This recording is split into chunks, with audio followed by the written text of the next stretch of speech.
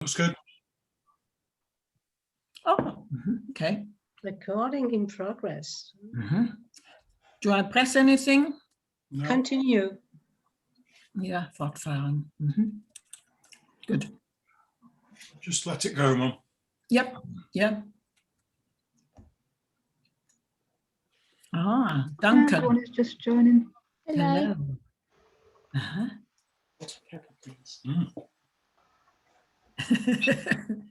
You are looking good, Duncan.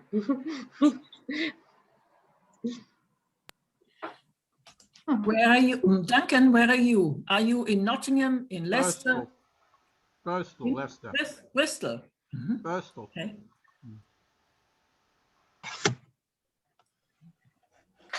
I'll probably start off doing an introduction, and then if more people join, that's fine. So yeah, 1 second. I'll just open my notes. So yeah, hello everyone, and welcome to our Considering Silesia virtual walking tour. My name is Jenny O'Sullivan. I use they them pronouns, and I work as the curatorial trainee at Attenborough Arts Centre, where Mik Godley's exhibition Considering Silesia is currently open and will be open until the 5th of September. So I'm just going to do a very short introduction with a bit of context and housekeeping, and then I'll pass over to our artists and guests. Yeah, thank you all for being here this evening. So I think you will all have been notified already that the Zoom call is being recorded, and it's going to be available to watch online afterwards. It should finish around 8 p.m. So what's going to happen during the virtual walk is that our artists are going to be screen sharing parts of like Google Street View, Google Earth, maybe a few like PowerPoint images of the locations that inspired some of Mik's work for us to explore. Everyone in the Zoom call is welcome to participate, ask questions or start conversations, but equally there is no pressure to do this. Coming along to listen is equally fine. And I'm hoping it can be fairly like informal, like we welcome sort of parts of thoughts, late thoughts, just associations, whatever it is comes up that you'd like to share. So if you do want to share something, feel free to just unmute yourself, or you can use the raise hand button or type in the chat. But otherwise, it's probably best if, I guess if you stay muted when you're not speaking, just because of the background noise. You're welcome to have your camera on or off, and do feel free to like move around or sit however is comfortable for you. So then just for a bit of background to the event today, I'm sure Mik will tell you plenty more himself, but the exhibition follows how Mik has spent the last 20 years using the internet to explore his mother's homeland of Lower Silesia, and looking at how these technologies and our relationships with them have developed over this time, from sort of grainy webcam footage to like full-on Google Street View that we have today. And Mik's been capturing this using traditional painting, but also digital drawing methods. And I'm sure there's plenty of images that you can see on the Attenborough Arts Centre website and the social medias if you want to have a look at that. So when we were developing this exhibition, and we heard about Jess Starns as part of her inclusive art practice running virtual walks during lockdown, we just thought that these sounded like two practices that would go really well together. So with that, I guess I'll just pass over to Jess if you want to tell us a bit more about how the walks came about. And then after that, if Mik, you want to introduce your guests today, and I'll hand over to you both and we can get walking. Okay, great. So hi, I'm Jess, and so my creative practice is collaborative, and a big part of my work is to use tools that are accessible and to create art with other people that doesn't feel like you're that you're making art. So I like using like Google Street View and Zoom to record conversations for that reason. I previously used Google Street View to visit my granddad's hometown in Ireland with him. We used to sit together and he used to show me where he grew up and where my grandparents are buried and where he went to school. I mean, my great grandparents. And also use Google Street View a lot to memorize routes before going to new places. The virtual walks were funded by Bakama and Together 2012, two organisations, and the walks took place during the first two lockdowns in England. Participants, I did an open call on social media, and they got in touch to say they were interested. Some were shielding, some were not shielding, and together they decided where they wanted to lead the walk. And we had people attending who just came to watch, like Jenny said, and other people came along and were asking questions and joining in. So yeah, so like today as well, you're also welcome to just watch and listen if you prefer. And on some of the virtual walks, we had the same group of people attending each other's walks, and there was a like friendships bonding during the walks as well. But what I found really interesting that everyone approached this process completely differently. So we sometimes had pairs delivering a walk and groups attending, as I said. Some people organised like day trips. So we went to Barcelona, Chile, New Zealand and Florence. And we also went to visits because some museums are on Google Street View as well. So we went to the Jeffrey Museum, which is now the Museum of the Home in London. Some people did walks from memory. So going back to thinking when they were 10 years old, like what the place looked like. Some people did scripted walks and made like proper historical tours. And some people just wanted to visit their local area that they haven't been able to do so due to the lockdown. So we visited high streets and local beaches. And some people also brought along images to show as well, to share a bit more detail. So that was a bit about the walks, and I'll pass over to Mik to get us started. Interesting. Super. Okay, so yeah, I'm Mik, and I've got a presentation which I'm going to kind of use as well as going on to Street View, really to try and put the kind of context of things together with the work that I've done and the work that's in the exhibition. But as part of tonight's event, I've asked also, firstly, my mother, who was born in Silesia and has some memories of, although she was very young, but I'm sure she'll tell you about that. And also Yola, you have to forgive my pronunciation, Bajlanska. Perfect. Yola Bajlanska, who is, I think, probably still currently in Wrocław, and is going to talk to us about how the city is there now, and the kind of relationship between the kind of Polish population and the German connection. So, but I'll let her sort of explain that. But we thought that would be interesting in terms of, as I say, the context really.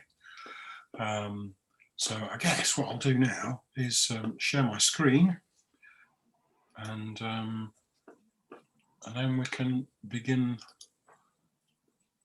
the presentation. Okay.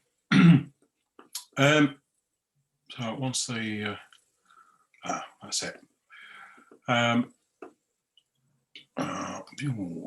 Oops.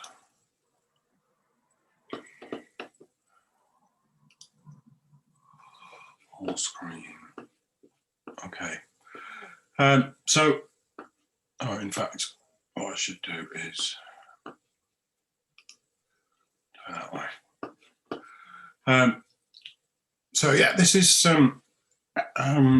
my kind of core of the exhibition.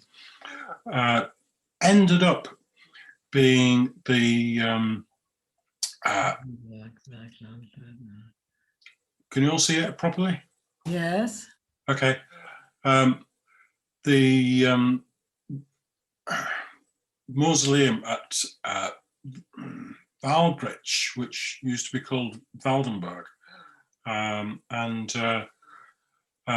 it's kind of interesting monument or memorial, ostensibly for the sort of lost soldiers of Silesia from the First World War. But I was interested in it, or became interested in it, because a contact that I made through Facebook, actually, Michael Vischer, he'd been found out about my work somehow, and he'd been following what I was doing. And he basically asked me to look at this place, which I'd never heard of before, which I was very surprised about, because I had, by that stage, been trying to sort of examine as much as I could about Silesia and its history for quite a number of years, 9 years at that stage, I think it was. But I'd not heard of it. And when I started sort of looking into it, I got the impression that basically part of the reason was that there was no real proper official information about it. I think the Polish authorities would prefer that it, was hidden away. It's a kind of inconvenient bit of history or heritage, let's say, as far as the Polish authorities are concerned, as far as I can tell. I've not tried, because my whole project became about what I could find out through the internet. So I've not actually tried to contact the Polish authorities or the German War Graves Commission. But I have just, not chance, but I did actually have a meeting with an art historian who is actually from Munich, and he is doing a study about the architect, what's his name, Tischler, and he was the chief architect for the German War Graves Commission through this period.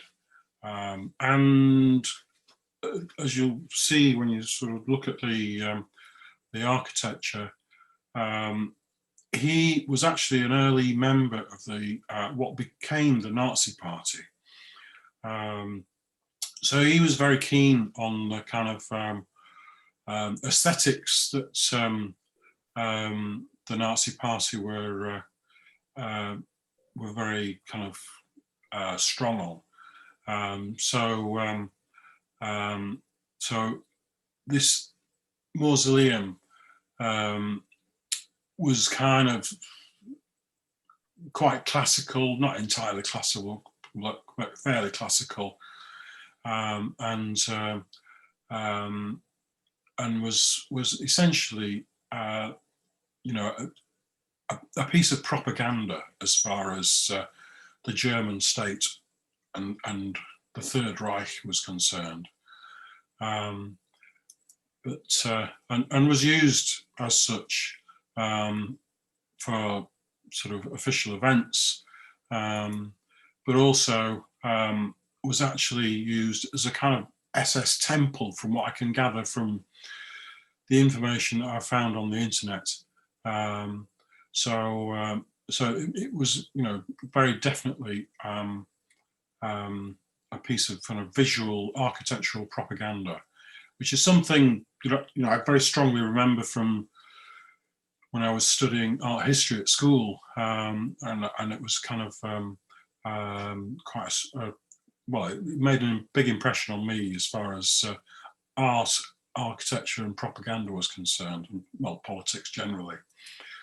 So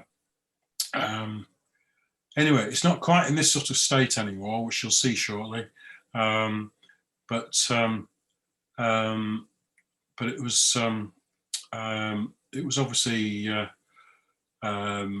meant to really kind of show the kind of state's power in that region. And I'm thinking that part of the reason for that is that basically the politics of Silesia, in fact, various parts, Upper Silesia, as well as Lower Silesia, where this is, have different kind of responses to the then German state. So there were quite a number of kind of insurrections in between the First and Second World War, and anyway, that is the plinth of the where the eagle is now. So the eagle's been destroyed, and you can see by the sort of state of the wall that it's kind of essentially the whole place is quite a ruin. But we'll have a look at more detail in that in a few minutes. But I've used from Street View, and I'll show you these shortly. I've used these as part of well, source images, I suppose. My concern, when Michael asked me to look at this mausoleum, I was very keen. I'd become very interested in the idea of using art to document things. And part of it was documenting my responses. So what I wasn't interested in was kind of creating, if you like, photorealistic work, but I wanted to kind of draw in ways that sort of got a kind of fairly accurate visual impression, I suppose. And most of the work that I was doing at this time, in fact, pretty much all of it, was digital. So these are all iPad drawings, one or two that I use on my phone, but mostly iPad drawings. That's a close-up, which I've included really to sort of show you the kind of, if you can see on your screens anyway, the kind of marks that it makes is pretty much like a conventional, traditional drawing, if you like, but obviously it's very digital. But I've used it in a very kind of conventional and deliberately conventional way. So here we're going to hopefully show a bit of a film of me using Google Earth initially to find out about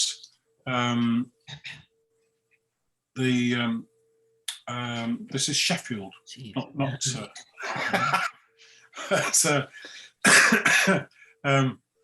but I wanted to find out, because there was no official information, I was keen to find out about this mausoleum. I wanted to know why it had been sited, why it had been built, where it had been built. And I, without any official information, my first idea was really to kind of look at the geography, if you like. Were there geographical reasons why the building had been built there? Because I wasn't, at that stage, I wasn't aware of the kind of political ideas behind it. So, but I soon found that actually the mausoleum was essentially, if you like, visually framed by the Sudeten Mountains. So these mountains around, and if you can see this white line in between, it's the border between the Czech Republic and the Polish state. Now obviously when it was in German hands, that wasn't quite the situation. But at the moment, as far as my sort of exploring on Google Earth is concerned, I'm essentially following the border between the two countries along these mountains, and what I discovered with these things here, these two, if you like, holes. That they are granite formed rock, but when you sort of go into them, you realise that actually they're kind of carved away by glaciers, and in the exhibition, these views, especially of this particular one, I've used quite a lot in initially for some large-scale watercolors that I did, and then specifically for the exhibition, I asked Pete Barber, who is a past student of mine, who does large-scale, essentially advertising murals on the sides of multi-story buildings, I asked him to recreate one of my works, and it was his idea. He said, let's try and do one in like the watercolors that you've been doing. So basically I just gave him an image from that glacial bowl, and he and his young assistant, Jakob, who's also a later past student of mine, because Pete asked me if I knew anybody that could work as his assistant. They did it between them. So I was supposed to help out, but anyway. So here we are at the mausoleum from above, and you can. I'm just going to let this play for a little bit longer because I kind of skipped around to show you. I mean, this is recorded on my iPad because actually I find it easier to kind of, although I've not used it for a while, but I did get quite good at it while I was doing this quite a bit, to kind of fly around, if you like. And you can see the kind of topography that is shown by the 3D modelling. That, you know, the mountains show up quite clearly, and which, as I say, I kind of thought visually it seemed as, you know, part of the reason it might have been cited there was because of the kind of framing of the mountains, but I discovered that it wasn't quite like that. It was just me, my artistic bent making me think in those terms, really. But anyway, this is kind of flying around that area of Lower Silesia towards the Sudeten Mountains, and possibly over towards into the Czech Republic a little bit. So, but I just kind of really visually really liked the way this kind of looked.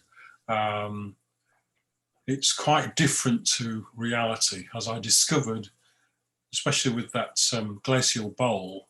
When I didn't find them straight away, but later found photographs posted online of the actual place itself, and it doesn't look quite the same as it does on Google Earth, but I kind of liked that as well. It's kind of interesting.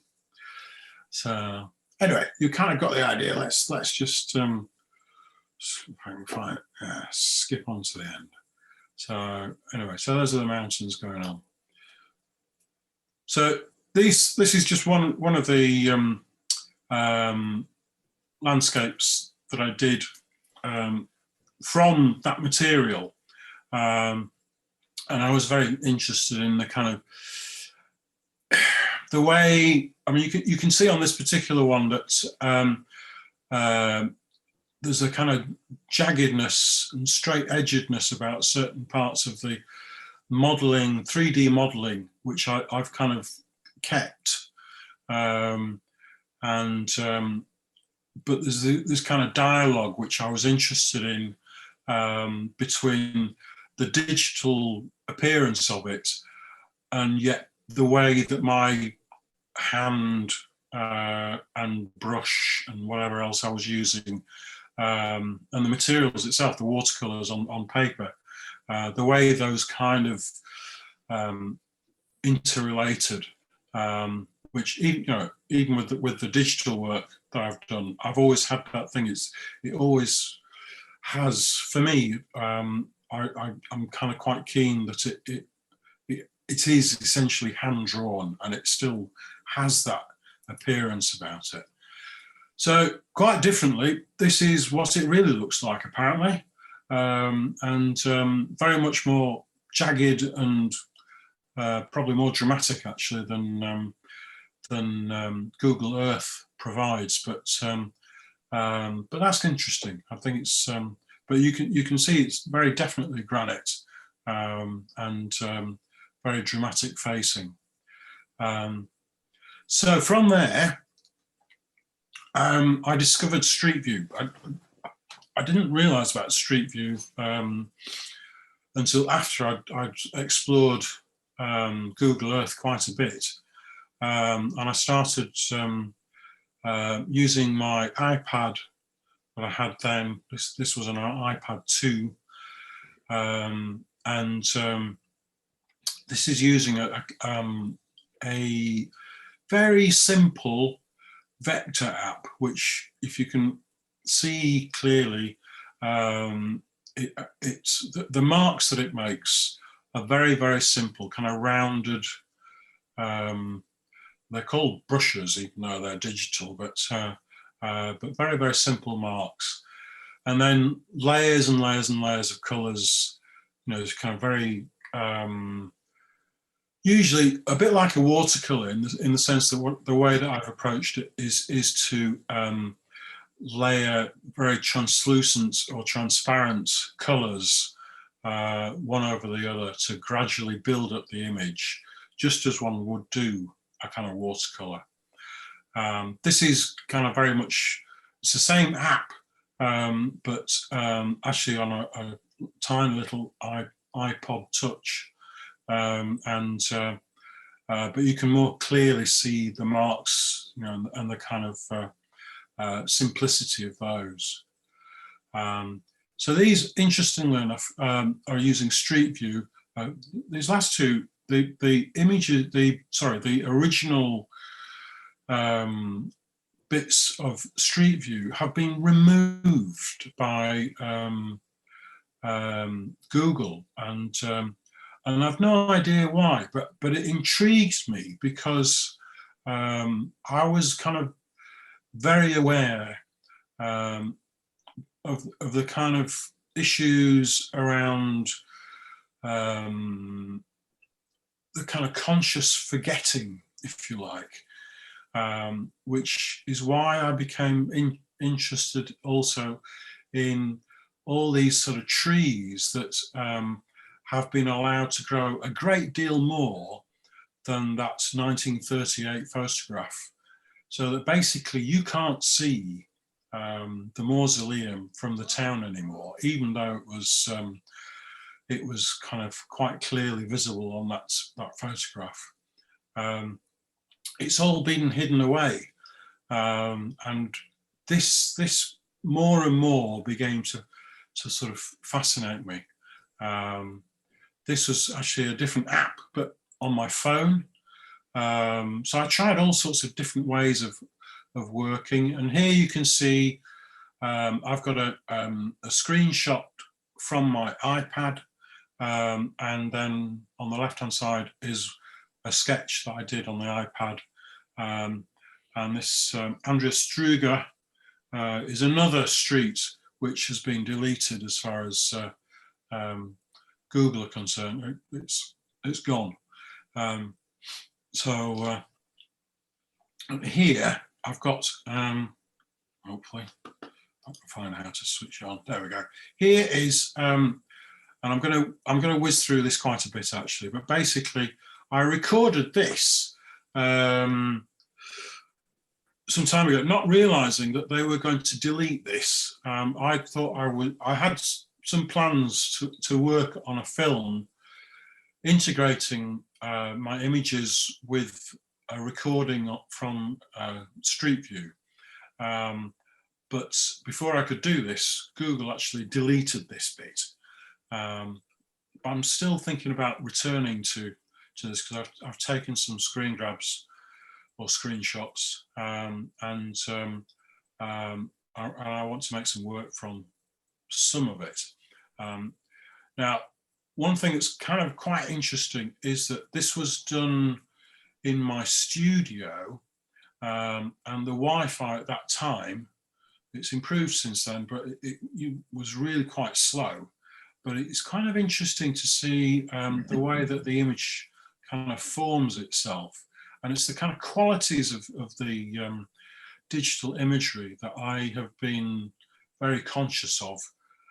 But you can basically see how I am sort of essentially just looking around. I'm looking for stuff that I can create work from. So anyway, let's just sort of move this on a little bit more, so you don't get too bored. So I'm just kind of looking around and seeing if I can find potential paintings or drawings. Move on again. There's a bit especially that I want to show you when it gets a bit further on. So, as I say, it's much easier to control. Yeah, we're nearly there. So you can see the street there, and it's this bit at the end that I really quite fancy doing some work from. Here, I think there's something about this sort of, I think it's the lighting that I quite like.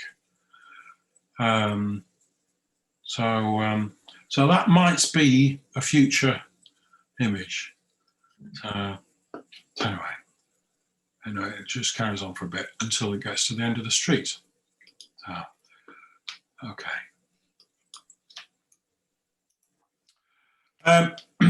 So yeah, I've done lots and lots of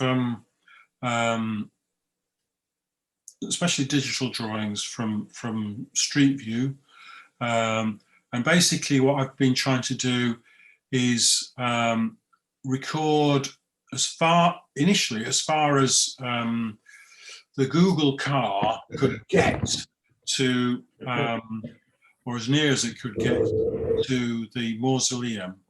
And then later I discovered that people had started posting sphere view, I think it's called, images. So this was done actually within the grounds of there's a park, which is a forest really, next to the Mausoleum, where people have done these kind of 360-degree images, which you can pan around like just the same as Street View, and actually compose the view that you want, and then sort of, as I've done, just drawn from that. So that's what I've been doing. Anyway, what I'd like to do now is introduce my mother, Hiltrud, who was born in a place called Schweidnitz, which is now called Svidnica or something. Schweidnica. Pardon? Schweidnitzer, I think it's called, isn't it? Yes, great. You are great. And I took some photographs of that's my father and my older brother Dietmar and myself, and you can see my curl up here. I've still got my curls. What I wanted to say, Mum, is that it's quite interesting. I remember when I first started looking into all this stuff, I asked you whether there were some photographs from that time, and you said no, you had to run, you had not brought anything. But it turns out that Omi had got some photographs. Yes, she had them from her friends, because obviously she must have sent a lot of pictures to her friends. My mother came from not Silesia, but from south of Germany. And her friends, of course, lived there, and she was very proud to let them have pictures. And that's how we came to have pictures. But we didn't have time to take any photos, albums and things. No chance. And it must have been May, because I seem to have got a May flag. All right, okay. Mm-hmm.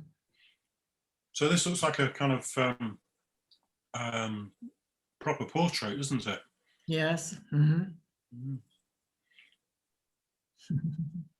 So these basically were I took, because Mum showed me this album that she got now of these old photographs, and so I just used my phone when I was visiting, and took some snaps. And the intention was, and maybe still is, to have them scanned properly, but we haven't got around to it yet. So, but there's some nice photos, especially of you, Mum. Yeah, you see, okay. Oh, I can tell something about this hill here. This is a very tiny little slope between the houses. Must have been later, not when I was 2, but later on when I was maybe 3 or 4. I learned to ski on that slope. And when I was there in 2016, I found that slope I just happened to see it, and I just laughed my head off, because I used to say, I learned to ski when I was 4. Mm-hmm. And then I see that tiny little slope, but at least I did have skis, and I did have, I wasn't afraid to run down that hill, that tiny little slope, but I learned to ski in Silesia. Now you can pass on. Yeah. That's outside of the house. Mm-hmm. Cousin of mine there with us both. Very good. Oh, that is not in Silesia. That is back in Bavaria. An uncle of mine got married.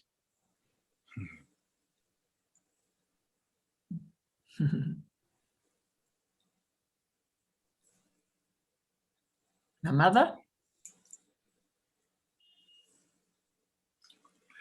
And there you are with the photos. Yes, yes. Now that is the back of the building. And when we were there, and I remember it vividly, we used to have it as our playground. There were swings there and a sandpit and all kinds of things. And we're looking across into these houses on the other side. And I remembered them, but they all have new roofs on. Other than that, I think they've just stay the same. Yes, I do remember that. And that's Andrew with me. Yes, that's in the garden. So Andrew is my younger brother. And there's the front of the house. Mm-hmm. Very posh. It was just a normal building, nothing special. But I did remember this red brick. That's how we came to find it. That was quite a job finding it, because the road names had been changed twice. First of all into Russian, and then into Polish names. And we only had the German word for this street. I can't remember whether it was Krausestraße, something like that. And the taxi, this is a colleague of Andrew's. He came along as well. The taxi driver we had in the whole day, he showed us all around, and I couldn't remember anything. And then he had this bright idea to take us to the railway station. And he asked the taxi drivers there. None of them had an idea. But one remembered that an older taxi driver, or someone that he knew, an older person, might possibly remember. And so he did. And there we are. We found it. And we were so thrilled. Andrew was sending pictures on WhatsApp to Mike. I think they were more excited than I was. Yes, it was a highlight for them, for me, of course, as well, but especially for these two boys. Very good. So, okay, next one. So now I want to ask you, Yola, do you want to talk from your perspective about what was Breslau and is now Wrocław. Breslau, and then yeah, because I think obviously you're there, you're the expert. So I am an expert. No, I'm just a normal person with very different backgrounds. Yes, because so if I can find my cursor. So let's say about Wrocław after Second War for Germans, it was not easy to live here because there were, of course, those how to say, this type of attitude of revenge, yes, and bullying German people who are living here. But there were some cases when before deportation, German and Polish people were living together because they were in the same situation. They were moved from this area which now belongs to Ukraine and White Russia, Belarus, yes, and they have to be to live here. So I discovered in 2005 that the part of my mother family, they were Germans who are living 200 years in Poland, and they kept the language. They were from Worms, yes, yeah. So I think this type of research which we are doing, I think all of us here, is we are looking for our identity, is in fact hidden question who we are, where are we from, yeah? So I have to say that I was digging very deep into my family history. I found some records and even family members in Germany, USA and other places. And I found those ancestors living in 1775 in Worms. So I know the story, etc. It's very nice. But of course, it's some phase of our life when we are digging so deep that then we have to deal with our reality and how it was in Wrocław, this West Poland. So for a long time, this part was in fact officially under Polish administration until 1989. So my grandparents, Polish and those Germans, were thinking that they will come back, yeah, to the former Polish area, yeah. So they were not investing, even our government was not really investing in this part of Poland. In fact, there were a type of robbery of architecture, of bricks, Yes. to Warsaw, to rebuild Warsaw, yes. This was this type of, it was normal policy because nobody was sure what will happen in the future, yeah.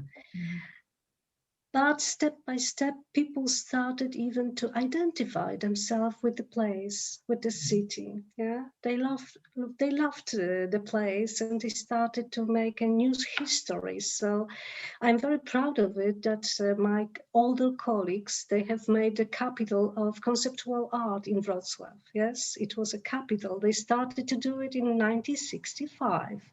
It was a place of Congress of Conceptual Art in 1970, very famous one. So a lot of artists, conceptual artists, even my professors, they were connected with Richard DeMarco from, you know him probably, yeah, and from Edinburgh, and it was, people were very good connected. So it's really good for us. It was really good for our history that we have a lot of relatives living abroad, like 10 million Poles are living abroad, yeah, and they were living in the past. So we were not so strong, isolated and possessed by Russian policy, yes, and propaganda. So it's very nice to see that my city has developed this type of freedom in those terrible times in Poland. Mhm. So if you want to see just a few examples on the map, Yes, yes. Mhm. yeah, I prepared. I will change a bit, make it smaller, some few pictures of nice places, and you will see the, how to say, I think the very modern way of treating the past, heavy past of Polish and German relationship, yeah? Let's say I will share my screen. So I will start with a very famous for German culture person for German poetry, and he was half Polish, half German, very famous writer and mystic who was inspired by Jakob Böhme and Meister Eckhart. It's not here. Wait. Yes.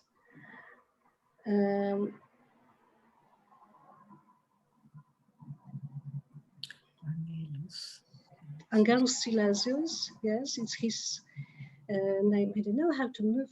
I was moving yes. so good to the picture, but I don't know why are they not visible now. Okay, good. What was he famous for? He was a writer, and he was like a father of German poetry. Yeah. Poetry. And he was living in Wrocław, and he converted from Protestant to Catholicism, and he's very important, I think, for German poetry as a father, yeah, of this event. I don't know why the pictures are not visible. I saw a little bit of it, and I know where it is in Wrocław. Yeah, It's there is a church. He was living here. Beautiful garden. Beautiful garden where it Yes, is. beautiful garden. Yeah. Yes. Mhm. How should I see the picture? Can you see the little yellow orange person in the corner? If you drag them down, it will take you. Ah, okay. Because before I was, you think this one? Yeah, if you put it on the road where you want to go. Okay. I know the places I was living there, so we have to go there a bit, yeah. So it was, in to the end of 80s, there was an epitaph of Angelus Silesius in a small church here when he was serving, let's say, and nobody knows who has a person, why it was stolen or broken. We don't know why. As you know, it's an old picture because it's a university over there. Yes. So buildings have to move here. So it's now new. Okay. And, Here's the church. And now they have placed again this memorial and tribute to Angelus Silesius. So people, they know, they are informed about the place when he was, about his funeral, about his stories. So, and here is a library with beautiful garden, but we cannot join here. We have to go this place. It can take me a bit too long, I think. I don't know, because I was just clicking and the pictures were visible. But there is a nice statue of him, more symbolic, yes, and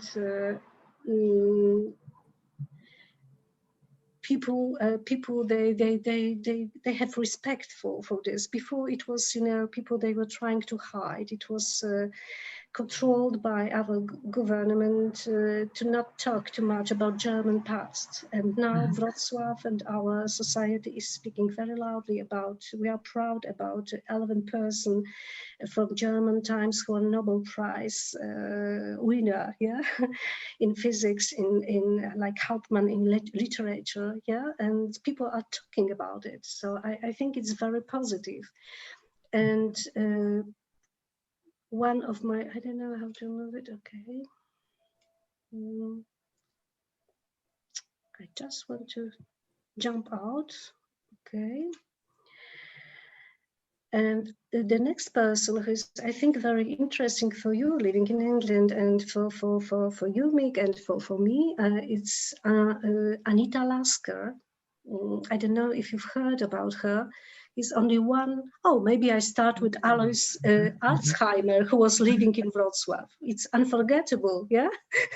We have to talk about dementia, and he was a person who was describing and discovering this type of researching into this type of disease. So he's very famous. He has a villa with this type of tribute to his person. So you see that people are respectful now, yeah? They are not trying to erase those traces.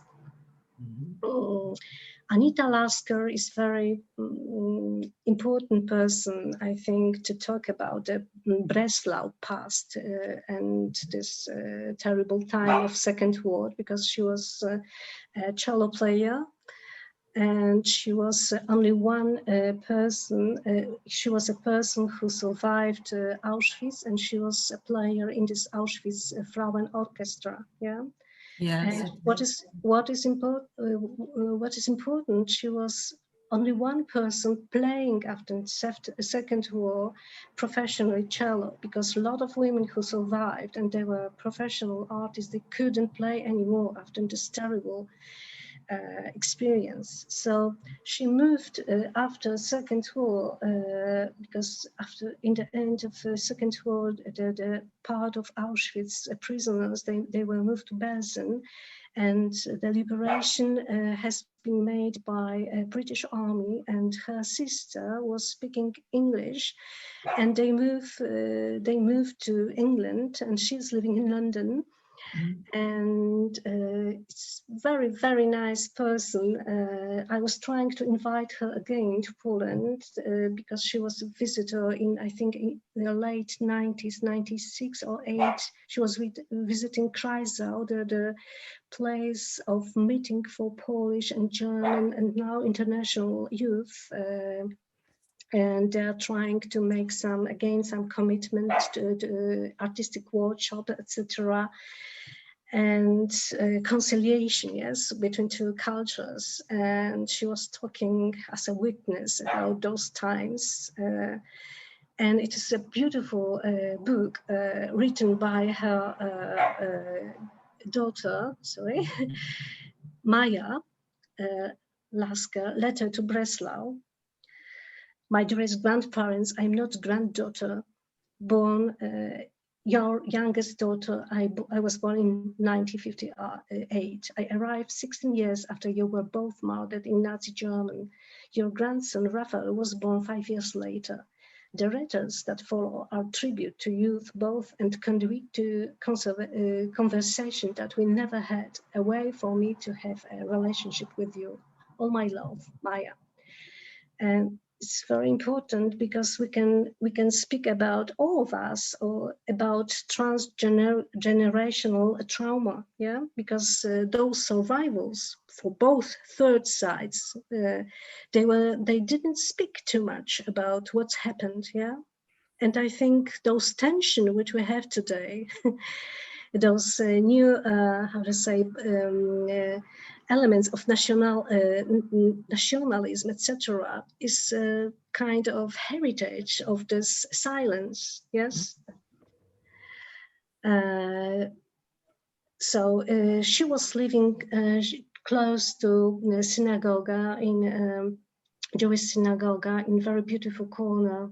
I would try to refresh the maybe we'll see. Okay. Which is a very beautiful place for cafes, for meetings, and I love the place. Yeah. I don't know why the pictures are not visible. I was clicking before, but let's go there. I will show you a bit atmosphere of this place. Here is a national forum of music, a new building. And here is this beautiful street with cafes. I'm not too sure if you're sharing your screen, but we can't see your screen. You can't see. Okay. unbelievable, because I'm sharing again.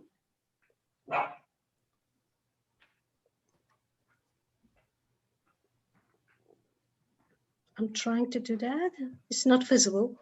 No, we can't see him. Anything. No, You just see you.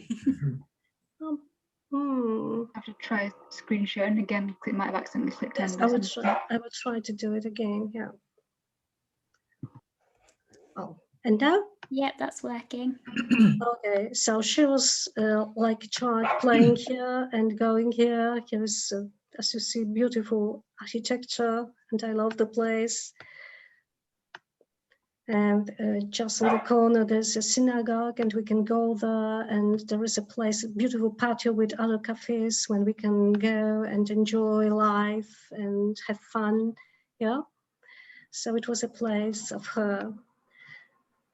And I think her kids, they are very important, because her son was playing in London Orchestra.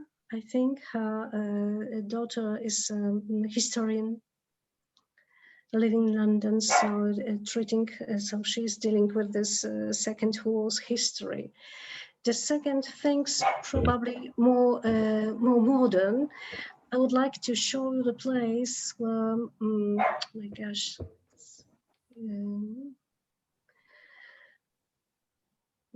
it's not easy to touch. I make it smaller. So how modern artists are dealing with the past. So now you see the work of my colleague Jerzy Kosałka, and he's touching this problem of Polish people, that they were for so long afraid that German will come again. So he's placing those figures into modern places in Wrocław, just to touch this trauma and sense of humor. We have this type of black humor, let's say. But I think old generation, they react with anger. They are very angry, but the younger generation, they were born after the Second War, they accept it because it belongs to our reality. We know that our grandparents and grandparents were not talking all through what happened, yes, but we have to live with that. We have to accept it, yeah. So just to show you that it was even very nice project made by my professor, but it was not realized. There is a hill in Wrocław, which is a place when all ruins and the rest of buildings were placed. And now this is more, like a small park, skate park place for people who are trying to drive. But he was proposing in 1917 during this Congress for Polish conceptual art to do some memorial and museum of Festung Breslau, when you can see and enter into layers behind glasses, a huge glass. Is glass or window, vitrine, yes. The different layers of Breslau, of Festung Breslau, yes, forties of Breslau. So with the rest of ceramics, furnitures and bricks, but it was never realized. So but people who are born here, they are talking that in fact this is the cemetery of Wrocław, yes, of Breslau. Yeah. And there is another story with literature. There is a very, very popular writer, Marek Krajewski, who has written a lot of books about Breslau and Wrocław in 60s, because he finds it is a crime fiction. And he just has made a link between history and modern story of Wrocław, that it is our story in the 60s was caused by all events in early 40s, yes. So we can, And he has done a very deep research into names of some factories, coffee factories, vodka, everything what he's using is a true story of Breslau involved into crime fiction. So I can send you later links if you want to find. It's very popular, and now a lot of people are visiting Wrocław just to see this urban legend and to go through those traces of major person, yes, Mr. Mok, Eckhart Mok. And there is another trace, just the last one example of Steven Spielberg was making part of his movie, this Bridges of Spy in Wrocław, and Wrocław was, there are some areas, I will show you later, which are looking like, you know, they were not touched after Second War. So Wrocław was playing a role of Berlin in 50s, so it's even very nice. I can show later the all links and pictures, so we will see that. Yeah, and that's it. Very good.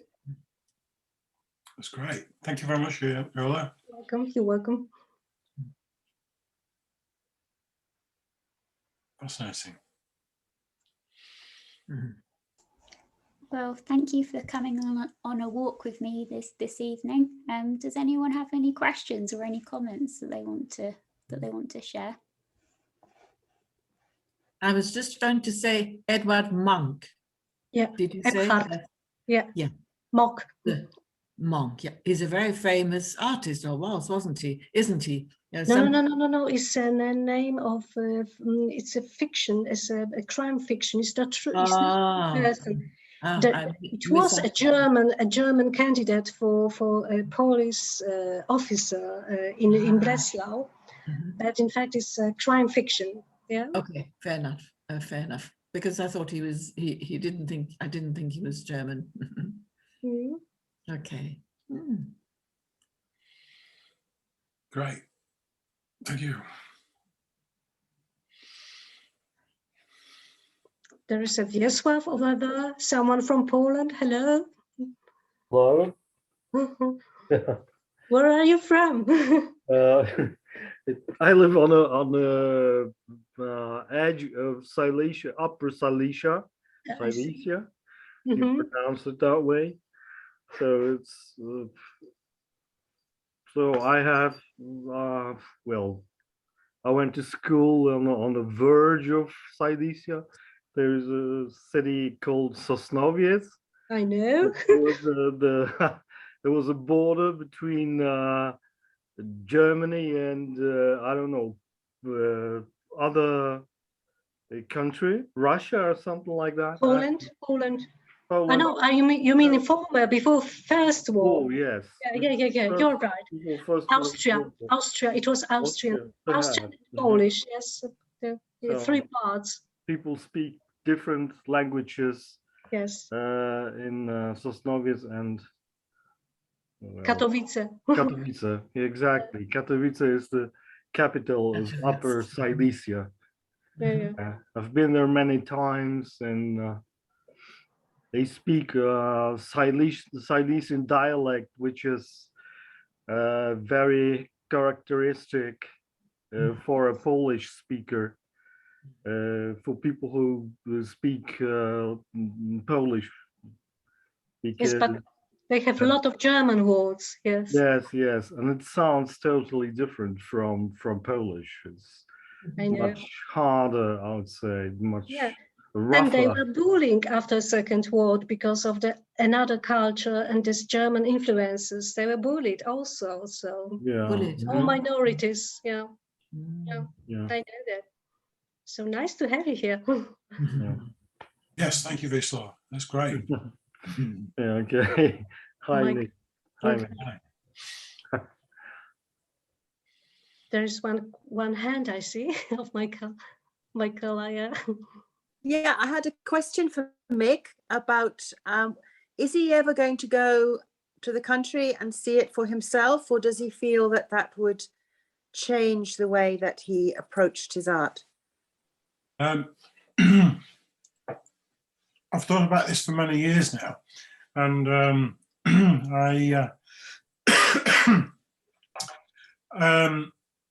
at first it seemed like an obvious thing to do.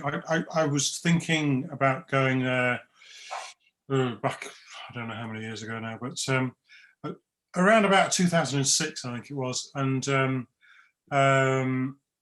as I was doing the MA at Trent and Nottingham Trent University, which was a research MA, which is where I really managed to sort of get access to the kind of computing that I needed and all the rest of it, that really developed the project that I was working on. And I realized that two things really. My primary interest was in finding out using new technology in the internet, and that if I were to go, bearing in mind that in those days I could have gone from the local airport just down the road for about £30, and I just thought, well, that's too easy, and actually that's not really what I'm trying to do. And so I'm in a situation now where I would love to go, but it would be almost as a tourist and really as a kind of, yeah, it'd be interesting to see where Mum came from. But I'd be looking at it more with a tourist view. And if I thought about it in terms of my work, then it would very definitely change the way that I thought about it. And so I kind of came around to thinking that I must go, but not yet. That's the thing. When? Well, I mean, it could be next week, but it's kind of, I needed, in some respects, Michaela, I needed this exhibition. I needed this body of work to sort of say, I've kind of done this, and this is a landmark in terms of the project. But I needed to actually kind of get enough under my belt and achieve. You know, I just felt as though I needed to. There were so many things that I wanted to do with the project.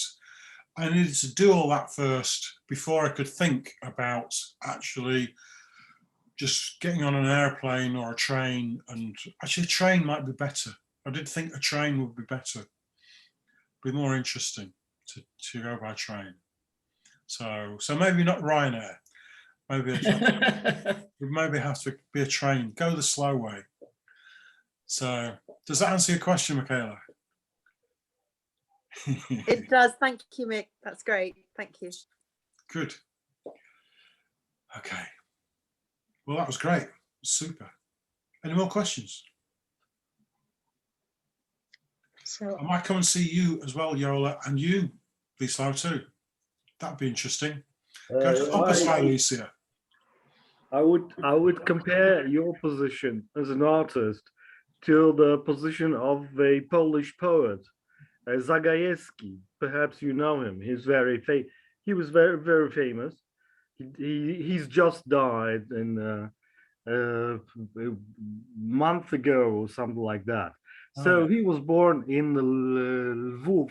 It's called the Lviv. I don't know. in German, Lemberg. Lemberg, yeah, Lemberg. And he was born there, but he never grew up there. He had to flee this city, being 1 year old or something like that. And his Lemberg was made of his imagination. All the work of imagination was much more important than the real city. So I expected from the work of Mik something like that.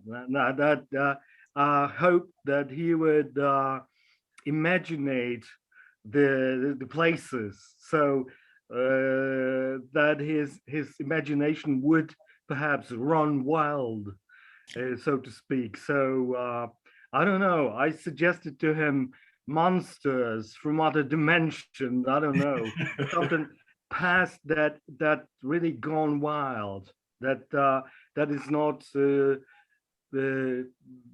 So that was my position towards Mik's work. I think as I get older, the monsters are coming. Oh, Yeah, okay, But- why not? but you know Always- what? After Second War, this western part of Poland has been called Wild West. Yeah, and the Golden Train, the last Yes, was and Yeah. hidden. Yes, and Waldenburg. That was the Yeah. story from, I don't know, 2 years ago or something. Yeah. The yeah, famous yeah. They Golden are still Train looking story. for. And I would They're digging. expect from Mick something like that. I mean, go in and search for the Golden Train or something like that. Yeah, that would be fun. Yeah, or search for, I don't know what, Polish writers use this Strategy. background Uh-huh. to write stories of fiction. For example, this, I don't know, I forgot her name. She's very famous Polish writer who wrote a book about this palace isn't in Waldenburg. This what is this called? This She's from Baalbridge. I know her. I forgot her name, but Mhm. okay. She's very famous. She got a prize for this book, award for this book. She wrote about Waldenburg, but this city, this palace there is very is a made of imagination. It's not a real place. She Yeah, so yeah. But you know what? We have such legend urban stories here in Wrocław. We still believe that Germans, they have built the underground city, which was not discovered. We are dreaming about metro. yeah. You know? And people are still looking for these treasures. So Yeah, it's treasures. unbelievable. Yeah. Lost treasures, and so it's really something to pick up, I would say.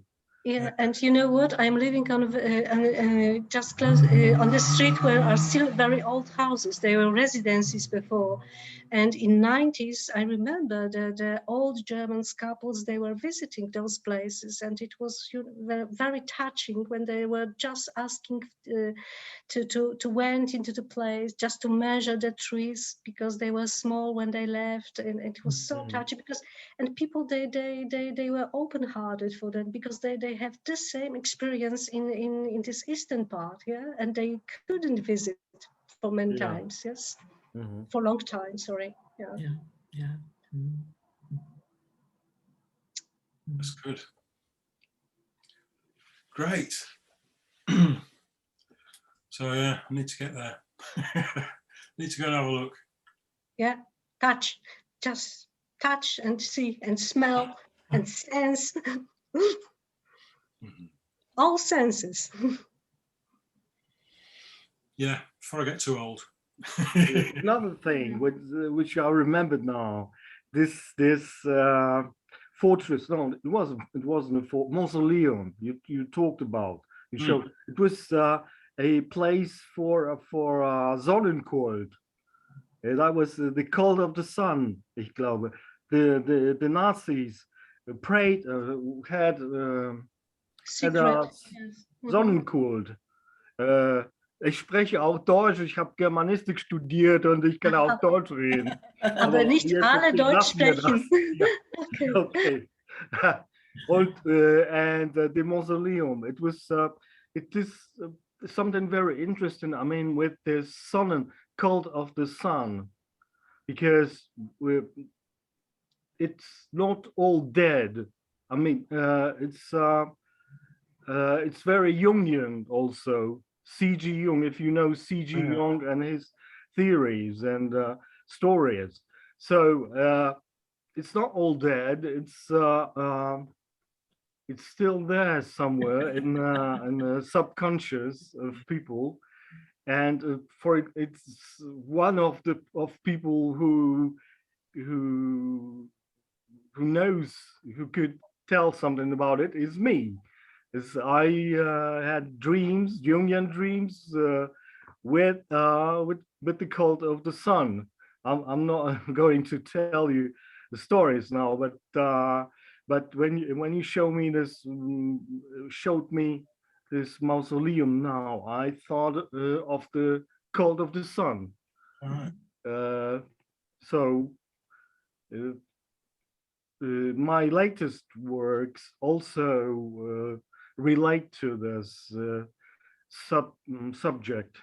Mhm. So volcanoes, this is something that has in common.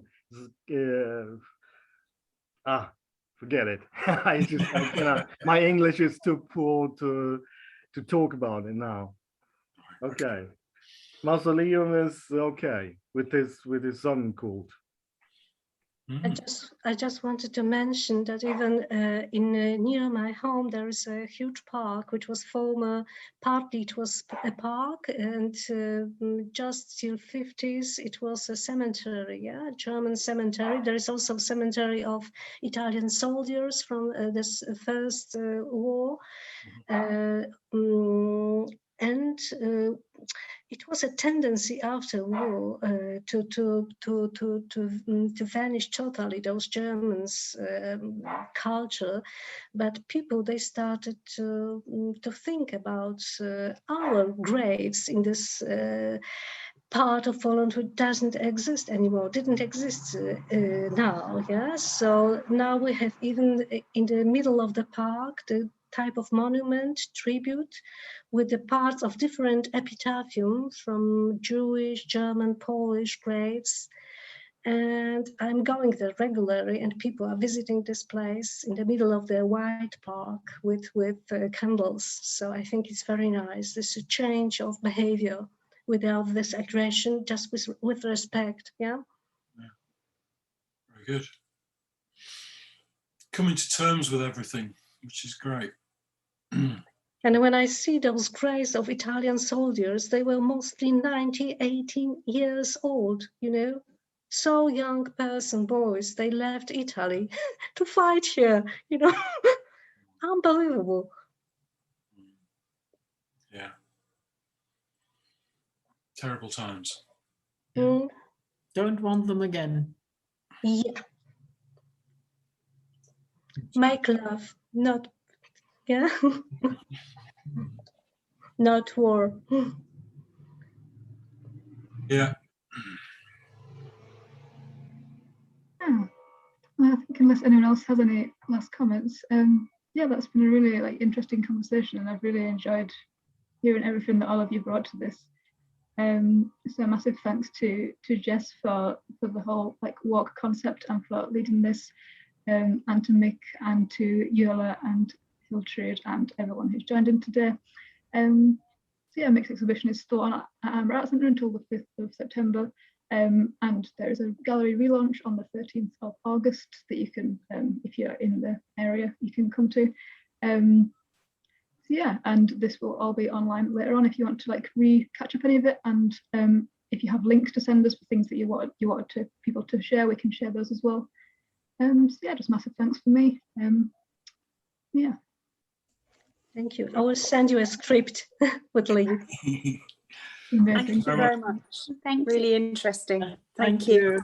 Thank you very much. Thanks. It was Bye-bye. lovely to meet you all. Bye. See you soon, Mike. See Bye, you. everybody. Thank you. Bye. See you. Bye. Thank you, guys.